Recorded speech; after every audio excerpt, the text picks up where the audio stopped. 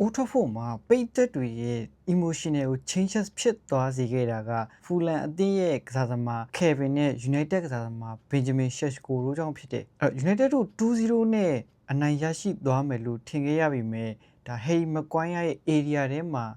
risk ယူလို့နဲ့ဖျက်ထုတ်မှုကြောင့် penalty ပေးခဲ့ရပြီးတော့ဒီ penalty ကနေတဆင့် Raul Jimenez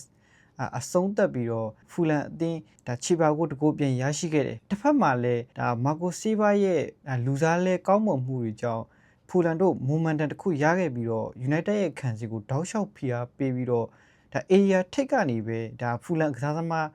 Kevin ကလှလှပပနဲ့အဆုံးသက်ပြီးတော့ equalize လုပ်သွားပေးခဲ့တယ်9မိနစ်အတွင်းမှာဒါ2ဂိုးပြန်ပေးလိုက်ရတယ်ကျွန်တော်တို့ United ကစားသမားတွေအနေနဲ့ဒါအာယုံစူးစိုက်မှုနည်းတယ်လို့ပြောလို့ရတယ်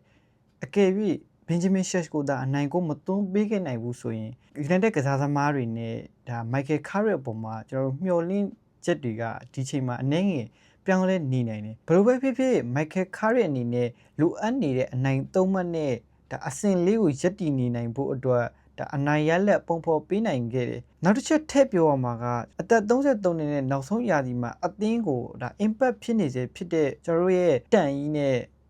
Bruno တို့ကိုတော့ထည့်ပြီးတော့ချီးကျူးရပါလိမ့်မယ်